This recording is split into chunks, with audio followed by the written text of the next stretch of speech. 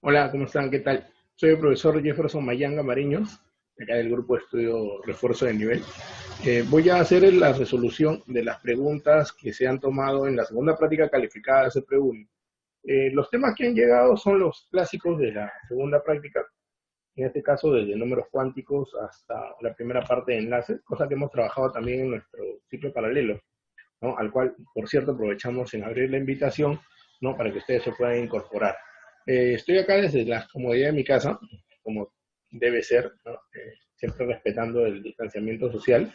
Y vamos a utilizar, en este caso, muchachos, la plataforma que siempre usamos también con nuestros alumnos, ¿no? Y los métodos que aplicamos también con ellos.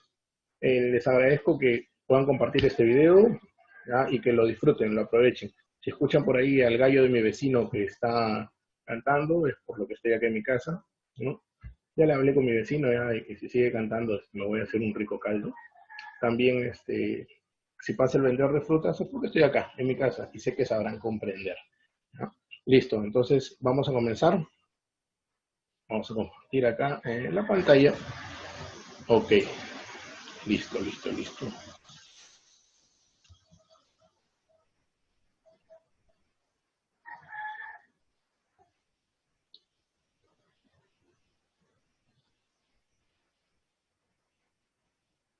Excelente.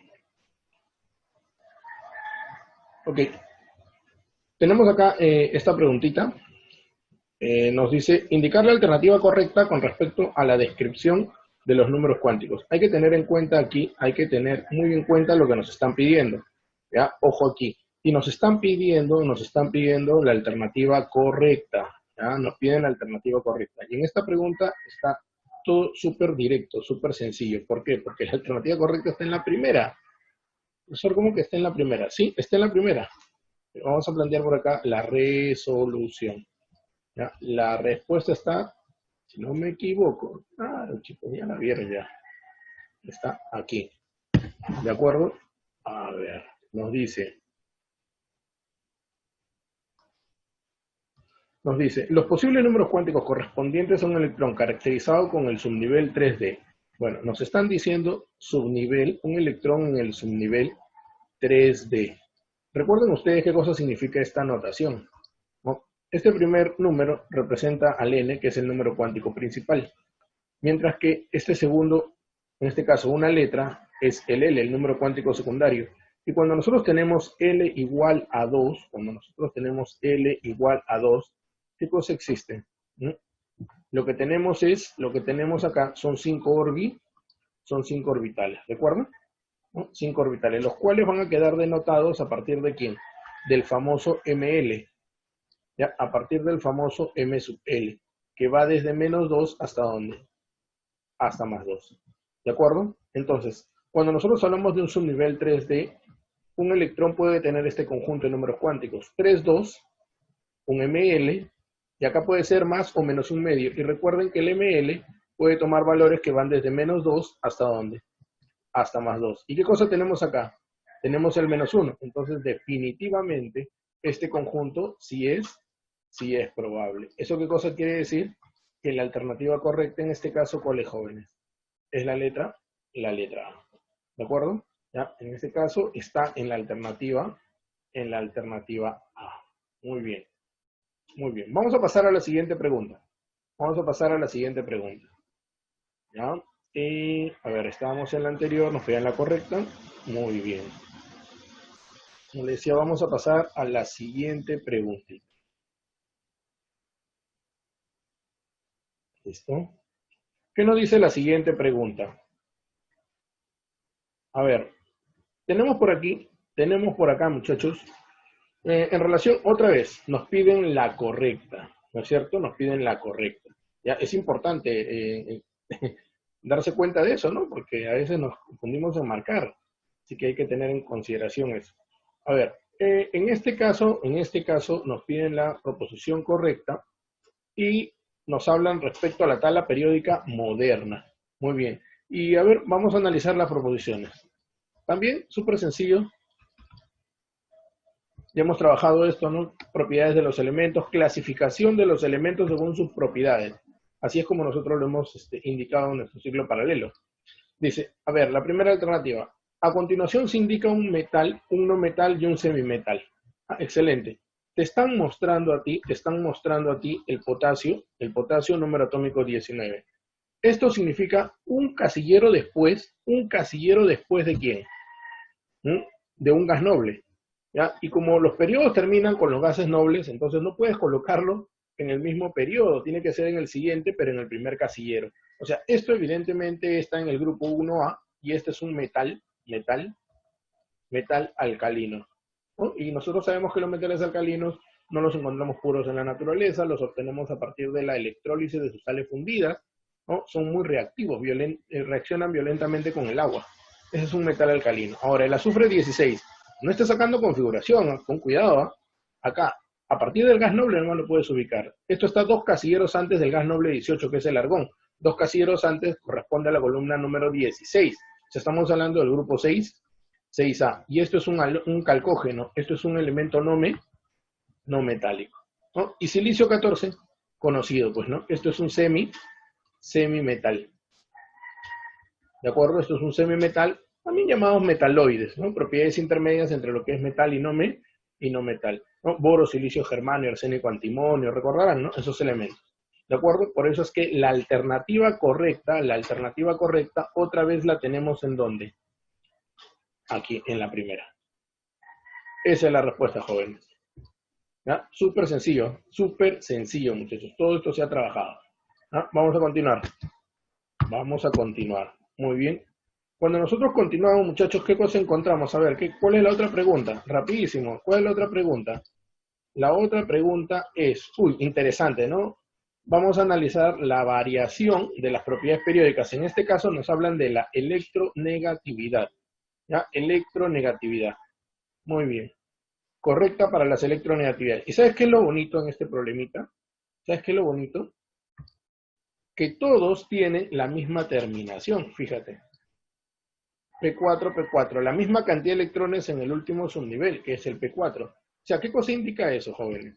Eso a nosotros nos indica que vamos a hablar de un mismo grupo. Vamos a hablar de un mismo grupo, ¿cierto? ¿Ya? Vamos a hablar de un mismo grupo. Muy bien. Ahora, si ustedes recuerdan, los que terminan en P4, ¿quiénes son? ¿Quiénes son los que terminan en P4? En P4 serían los del grupo 6A. ¿Sí? Muy bien. Ahora, yo tengo por aquí al siguiente. El Y es el que termina en el 2P4. Este es el nivel 2. ¿Vamos bien? Después, ¿a quién tengo? Por acá tengo al W. W es el que está en el tercer periodo. Y también tengo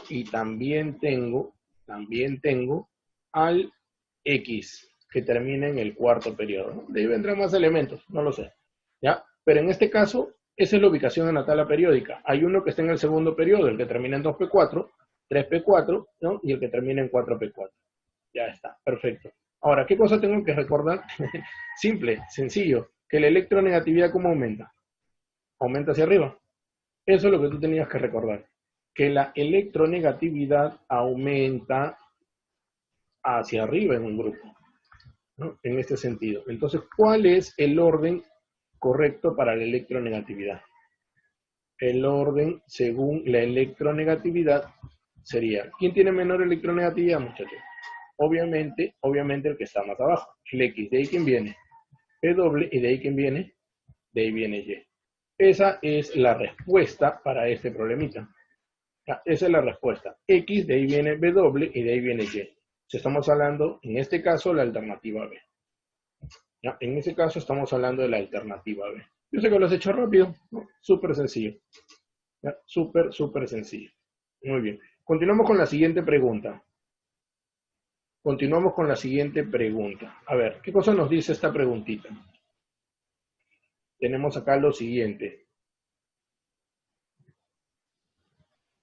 Interesante, muy bonita, ¿no? Resolución, configuración electrónica, ¿no? A ver, con respecto a la siguiente configuración para el oxígeno, Z8, indique la alternativa correcta. Otra vez nos piden la correcta, indican luego determinar si es verdadera o falsa.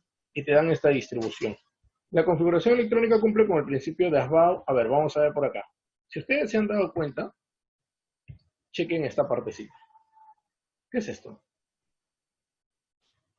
Y también necesito que revisen esta partecita. Muy bien. Es importantísimo, ¿ya? Muy importante eso. A ver, me están hablando a mí del oxígeno, Z8. Muy bien. Y lo que yo veo acá es helio. Helio, muy bien. El helio es 2 en el S el primero. Esa es la distribución que corresponde al helio. Ahora, acá que veo, yo observo 2 electrones en el subnivel S. Y lo voy a colocar con el mismo color ya para que lo reconozcas. Yo observo 2 electrones en el S el segundo. ¿Y acá qué cosa observo? Los 3 orbitales del P, el que está en el eje X, el Y y en el Z, los 3 orbitales del P, y mira, en total 4 electrones distribuidos. Y lo voy a colocar con el mismo color. Ahí están, 4 electrones. Yo veo 4, 2 y 2 son 4, ¿no es cierto? Ya está. Entonces, ¿qué cosa estoy observando? Lo que estoy observando es que la distribución se ha realizado en orden creciente, ¿de acuerdo? Para la energía de los subniveles. O sea, se ha distribuido primero en el S, de ahí en el 2S, o sea, en el S el primero, después en el S el segundo, después en el P el segundo. O sea, hay un orden creciente de la energía, que es justamente lo que nos indica aquí, el principio de Aufbau. Entonces, la primera proposición, ¿cómo resulta ser, muchachos? La primera proposición resulta ser, la configuración cumple con el principio de Aufbau, recontra, eso es recontra verdadero. ¿Ya? Eso es verdadero. Muy bien. La segunda proposición, ¿qué nos dice? En la configuración electrónica el átomo de oxígeno está excitado, ¿y eso cómo resulta ser? ¿Eso cómo resulta ser? Eso resulta ser falso, definitivamente. ¿Por qué? Porque una excitación, ¿qué cosa implica? Una transición electrónica por parte del electrón, ¿no? O sea, que se encuentra en un subnivel de mayor energía, en orbitales de mayor energía al que le corresponde. En este caso, este cuarto electrón pudo haber estado acá, como acá, como acá. ¿Por qué? Porque estos tres son equivalentes en energía, esos son degenerados, ¿recuerdan? O sea, este cuarto electrón, si bien es cierto, no está dentro de la distribución tradicional, que debería ser esta, ¿no? Él debería estar acá dentro de lo convencional, ¿no? Pero, en realidad, no es que esté mal, porque estos tres orbitales tienen equivalente energía, pero no es que este electrón se encuentre en un subnivel de mayor energía como para asegurar que esté excitado. Eso es totalmente falso. ¿Ah? Totalmente falso. Y la tercera proposición, o sea, acá no hay excitación. En realidad, esta distribución corresponde a su estado basal. ¿Ya? Corresponde a su estado basal. Y la tercera, ¿qué cosa nos dice? La configuración electrónica cumple con el principio de exclusión de Pauli, pero no cumple con el principio de exclusión de Pauli, pero no cumple con el de la máxima multiplicidad. Acá hay 8 electrones y los 8 electrones tienen distintos conjuntos de sus números cuánticos. O sea, acá tú no observas un orbital donde hay 2 electrones con el mismo spin. O sea, definitivamente no hay ese caso. ¿Ya? Definitivamente ese caso no hay. O sea, acá sí se cumple Pauli. ¿De acuerdo? Se está cumpliendo Pauli y te dice, pero no cumple con el principio de la máxima multiplicidad. Eso es falso. Eso es falso. Sí está cumpliendo con el principio de la máxima multiplicidad. Sí se está distribuyendo de uno en uno y el cuarto electrón en este caso puede entrar en cualquiera de ellos. O sea, eso, en realidad, esta parte que dice no cumple está mal, ¿no? Por eso es falso. ¿Ya? Por eso es falso. O sea, la respuesta acá, ¿cuál sería, jóvenes? Muchachos, ¿cuál es la respuesta acá? ¿Verdadero, falso, falso? Estamos hablando la primera alternativa. Esa es la respuesta. ¿Ok? Esa es la respuesta. Excelente. Muy bien. Continuamos. Continuamos. A ver, ¿cuál es la siguiente pregunta? Vamos a borrar la solución anterior. Listo. Muy bien. Si te gusta el video, ya sabes, puedes suscribirte, dale like, compártelo y vamos, en la descripción vamos a poner justamente el link donde puedas tener las diapositivas de esta resolución. ¿Ok?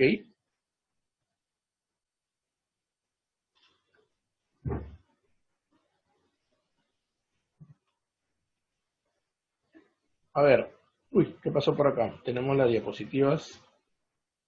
Vamos a ver, ¿qué pasó por acá? Nos ordenamos otra vez. Aquí nos quedamos. Ok. Muy bien. Muchachos, a ver, la pregunta número 12. Esta preguntita, interesante. Acá voy a utilizar una una imagen que también le hemos puesto en las diapositivas a la hora de hacer nuestra exposición, nuestra clase teórica con nuestros muchachos del ciclo regular, del ciclo semestral y los del ciclo paralelo. ¿Ya? Así que esta pregunta es súper sencilla, muchachos, ¿no? Referente a las propiedades magnéticas que presentan los elementos químicos. Bueno, y a partir de la configuración lo vamos a hacer. Nos dice el ion titanio frente a un campo magnético, ¿no? O sea, ya como que esto se asocia, ¿no? Y es más, te lo dice, ¿no? La configuración electrónica de iones y sus propiedades magnéticas, ¿no? A lo que es el diamagnetismo, paramagnetismo, ¿no? Experimenta una aparente pérdida de masa, después te hablan si son isoelectrónicos, si se experimenta una aparente ganancia de masa, ¿no? Si tienen anomalías, etcétera, etcétera. Muy bien. Chicos, lo que yo voy a usar, como les dije, es esto, ¿no? Que ya lo hemos trabajado nosotros en nuestro ciclo. Acá estamos colocando una muestra y la equilibramos con cierta masa, acá en una balanza, ¿no?, de comparación. ¿Qué es lo que vamos a hacer? Vamos a hacer que esta muestra interactúe con un campo magnético externo. Y nosotros observamos en esta primera imagen, si puedes darte cuenta, ¿ya? Si puedes darte cuenta, acá en esta primera imagen observamos de que esto aparenta tener una ganancia de masa. Ganancia aparente, ¿no? Una ligera atracción. ¿Y se acuerdan ustedes cuál es el nombre de esas propiedades cuando hay una ganancia? Cuando hay una aparente ganancia o por una atracción con el campo magnético externo, eso se llama paramagnetismo. Pero aquí hay una ligera repulsión y eso me daría la impresión de que hay una pérdida de masa, o sea que este extremo estaría superándolo, ¿no? Entonces, ¿aquí de qué estamos hablando? Acá hablamos nosotros de hablamos del diamagnetismo, ¿no es cierto? Entonces, ¿dónde existiría una aparente ganancia de masa? ¿Mm? Aparente ganancia de masa. Entonces, ojo aquí, aparente. Acá sería ganancia de masa, ¿sí o no? Acá sería una aparente ganancia de masa y acá una aparente ¿qué? Una aparente pérdida de masa. O sea, es una forma indirecta de decirte si es paramagnetismo o tiene diamagnetismo. ¿Y cómo nos damos cuenta nosotros si la especie es paramagnética o no? A partir de su configuración electrónica, ¿no es cierto? Entonces, fíjate, vamos a hacer por acá la configuración del titanio 22 carga más 2. ¿De acuerdo? Y cuando nosotros desarrollamos esta configuración, primero lo hacemos para la especie neutra. Sería titanio 22, argón 2 en el S del cuarto y 2 en el D del tercero. Y acá nosotros nos damos cuenta de que se debe perder 2 electrones de la última capa y esta distribución electrónica te va a quedar argón y tan solo 2 electrones en el D del tercero. ¿De acuerdo? ¿Ya? Ojo ahí. Ahora, vamos a hacer la configuración para el vanadio más 3 y de ahí vamos a analizar las alternativas, ¿no? Vanadio 23 más 3. A ver, esto sería argón. Para el átomo neutro primero, 2 en el S del cuarto y 3 en el D del tercero. Y como va a perder 3, se pierde primero los 2 de la última capa y este de acá por ser el más energético del tercer nivel. Acá te queda esta configuración. ¡Ay, qué bonito! ¿Por qué? Porque si tú te has dado cuenta, estas dos especies, ¿qué cosa tienen? Estas dos especies, ¿qué cosa tienen? Tienen igual configuración electrónica, ¿o no? Y cuando dos especies tienen la misma configuración electrónica, ¿de qué estamos hablando? Cuando dos especies tienen igual configuración electrónica, podemos asegurar de todas formas que estas, ¿cómo son? Podemos asegurar que estas especies, ¿qué cosas son? Sí o sí, son isoelectrónicos.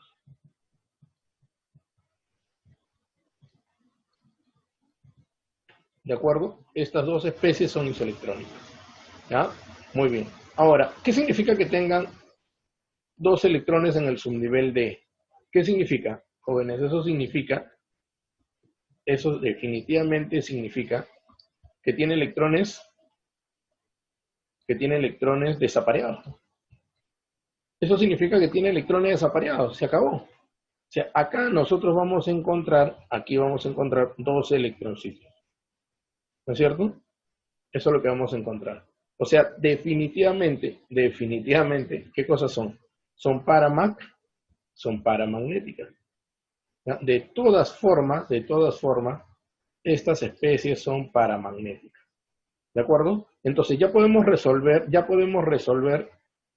la primera. El titanio más 2, esta que está acá, aparente frente a un campo magnético, experimenta una aparente pérdida de masa, o sea, va a poseer repulsión, ¿O va a ser este caso? Va a haber atracción, ¿cierto? Es una aparente ganancia de masa. Por lo tanto, la primera proposición, ¿cómo es? Es falsa. Ahora, la segunda. El ion titanio más 2 y el ion vanadio más 3 son isoelectrónicos. ¡Oh, qué bonito! Es perfecto hasta ahí. Y frente a un campo magnético externo, experimentan una aparente ganancia de masa. Ambas tienen la misma configuración. O sea, estamos diciendo de que ambas son paramagnéticas. Y sí, de hecho, cuando yo coloque ambas muestras debe mostrarse lo mismo. Una aparente ganancia de masa. ¿De acuerdo? Ahora, la tercera. La configuración electrónica del ion manganeso más 3 presenta anomalía. A ver, nos hablan del manganeso 25 más 3, ¿cierto? Ya, ahora no sé si por clave ya lo podrá sacar, pero de hecho, aquí, acá hay una trampa, ¿no? Primero, la especie en su forma neutra. Argón, ya que bien viene, 2 en el S del cuarto y acá sería 5, ¿cierto? Al perder 3, acá al perder 3, se pierde estos 2 y acá 1. Y esta configuración te queda como argón, y así es como va a quedar. O sea, se está provocando por interacción con cualquier otra especie, se está provocando que la configuración quede así. La configuración de la especie neutra fue de esta manera, y después de perder los electrones queda de esta forma. O sea, en realidad, cuando analizamos esta configuración electrónica, se cumple con la regla de Aufbau. Ahora, que termine así por la ionización no quiere decir que sea una anomalía. Así que ten mucho cuidado. Sí cumple con el principio de Aufbau. Por lo tanto, esta proposición como es falsa. Y ya tienes tu respuesta. La respuesta correcta, ¿cuál es? Solamente la correcta, la segunda. ¿No? Una pregunta interesante. Muy, muy bonita, muchachos. Muy, muy bonita esta pregunta. ¿De acuerdo? ¿Ya? Es una pregunta bastante, bastante bonita. Muy bien. Continuamos entonces. Continuamos. A ver, la siguiente preguntita. ¿Qué nos dice? Creo que ya estamos acabando. Ah, mira, qué interesante. Vamos a ver, ¿qué nos dice esta pregunta? Teoría. A ver, nuevamente, también mencionamos esto, ¿no? Justo un día antes. Los días sábados son nuestras clases con los chicos de paralelo. Hicimos mención acerca de esto de la energía de los orbitales. A ver, chicos. ¿Qué cosa nos dice? La resolución. A ver, vamos. Se considera la dualidad de la materia para toda partícula en movimiento, ¿no? A ver, si consideramos, perdón, la dualidad de la materia, a toda partícula en movimiento se le puede asociar una longitud de onda cuya fórmula es esta. Claro, ¿no es cierto? Eso es un principio fundamental en la teoría atómica moderna, ¿no? La naturaleza dual de la materia. O sea, nos habla de que podemos considerar, ¿no?, al electrón principalmente como una partícula, ¿no?, o lo podemos considerar como ¿quién? Como una onda, pero no ambas naturalezas en forma simultánea. Tengan mucho cuidado ahí, ¿no? ¿Y qué cosa nos dice Luis de Broglie, ¿no?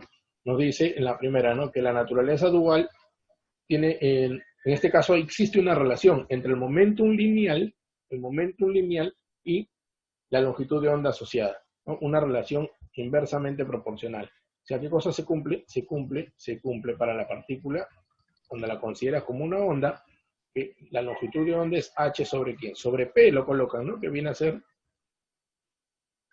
h sobre quién, sobre mb. Eso es totalmente verdadero.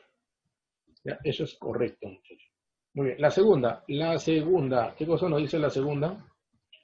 Según el principio de determinación o el principio de incertidumbre, ¿no?, de Werner Heisenberg, se puede hablar de las indeterminaciones o imprecisiones en la masa, velocidad y momento.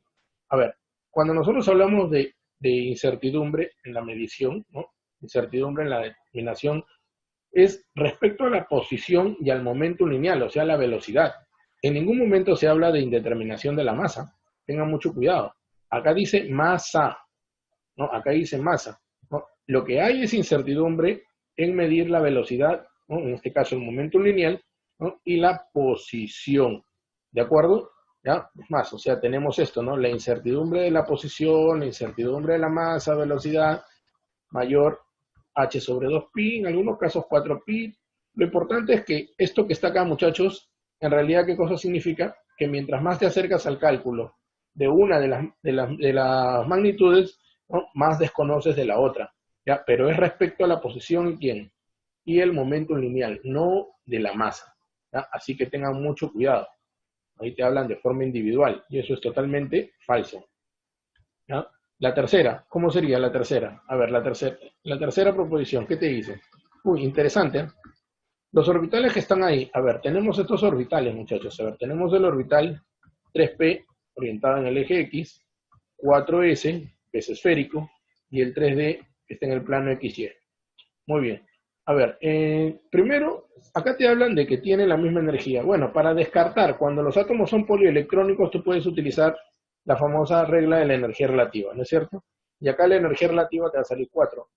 Y acá la energía relativa también te sale 4. ¿Qué L vale 0? ¿Qué L vale 1? Pues sí o no. 3, 2, ¿cuánto te sale la energía relativa? En este caso es 5. Independientemente de la orientación que tenga. ¿Ya? Entonces ahí nomás tú te das cuenta que no tiene la misma energía. ¿Ya? Por eso es que de frente marca falsa. Profe, pero me hablan de degenerados. Peor aún, no son degenerados. Profe, pero estos dos que están acá son degenerados. Tampoco. Si tú me dices que estos dos son degenerados, olvídate tu vacante. Olvídate. Estos no son degenerados. ¿Ya? ¿Por qué? Ya, pues. Eso ya lo hemos conversado también en el paralelo, ¿no? Y si no, ya sabes, me mandas un inbox nomás. ¿No, muchachos? Entonces, en este caso nos están pidiendo a nosotros las correctas. La correcta en este caso, ¿cuál es? Solo uno. ¿Ya? La correcta sería solo uno. La clave es la letra C. ¿Ya? No se vayan a olvidar. Muy bien. Y a ver, vamos a ver con qué otra preguntita nos sorprendió a ver Preuni. Vamos, muchachos, a ver. ¿Qué dice por acá? Ah, interesante. Este compuesto incluso yo recuerdo que alguna vez, bueno, ya nosotros tenemos tiempo trabajando en la preparación para Preuni. Alguna vez a los chicos de CEPRE se les entrega pues a veces unos materiales en físico, unas separatas, ¿no?